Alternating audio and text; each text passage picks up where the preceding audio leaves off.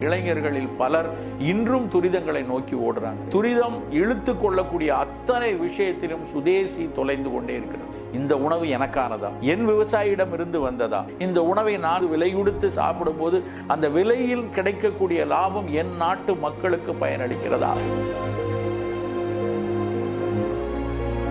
இளைஞர்கள் ஈர்க்கப்படுவது பல நேரங்களில் துரிதங்களை நோக்கி, வேலை நிமித்தமாகவோ நேரமின்மை நிமித்தமாகவோ அதில் காட்டக்கூடிய குதூகலங்கள் நிமித்தமாகவோ இளைஞர்களில் பலர் இன்றும் துரிதங்களை நோக்கி ஓடுறாங்க.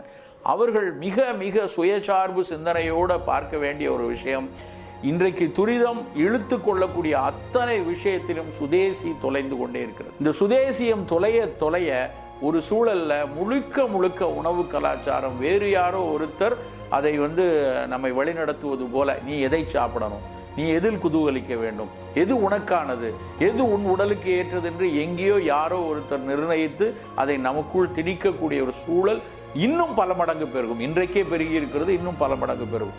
இளைஞர் விழிப்போடு பார்க்கணும், இந்த உணவு எனக்கானதா, என் விவசாயியிடம் இருந்து வந்ததா, என் மண்ணுக்கு உகந்ததா, இதை நான் சாப்பிடுவதால் என் உடல் ஆரோக்கியமாக இருக்குமா, நான் சாப்பிட்ட கழிவினால் என் மண் நலமாக இருக்குமா, இதற்கு சுற்றி இருக்கிறதே ஒரு உரை, இதை கழற்றி போடுவதால் இந்த உரையினால் இந்த மண்ணுக்கு ஆபத்து உண்டா, இந்த உணவை நாங்கள் பகிர்வதால் இதில் இருக்கக்கூடிய லாபம் யாருக்கு செல்கிறது, அந்த லாபத்தின் கூறு இதற்காக உழைத்த விவசாயிக்கு வருதா, என் நாட்டிற்கு செல்கிறதா, என் நாட்டின் அடிப்படை தேவைக்கு இந்த உணவை நான் சாப்பிடும்போது, விலை கொடுத்து சாப்பிடும்போது அந்த விலையில் கிடைக்கக்கூடிய லாபம் என் நாட்டு மக்களுக்கு பயனளிக்கிறதா?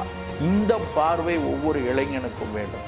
இந்த பார்வையை இளமையில் நாம் தொலைக்க நாம் ஒரு கூட்டமாக மந்தையாக மாறி முழுக்க ஒரு அடிமை கலாச்சாரத்தை நோக்கி நகரக்கூடிய ஒரு தன்மை இருக்கு. அந்த தன்மையிலிருந்து விலகுவதை இளைஞர்கள் இந்த விவசாயம் என்கிற ஒரு புள்ளியிலிருந்து யோசித்தால் சமூகத்தினுடைய அத்தனை பிரச்சனைகளையும் நாம் தவிர்ப்பதற்கான சரியான மனிதர்களாக உருவாவோம். இந்த சிந்தனையை நாம் உளவு சார்ந்து யோசித்து கொண்டே இருக்க வேண்டும், செயல்படுத்த வேண்டும்.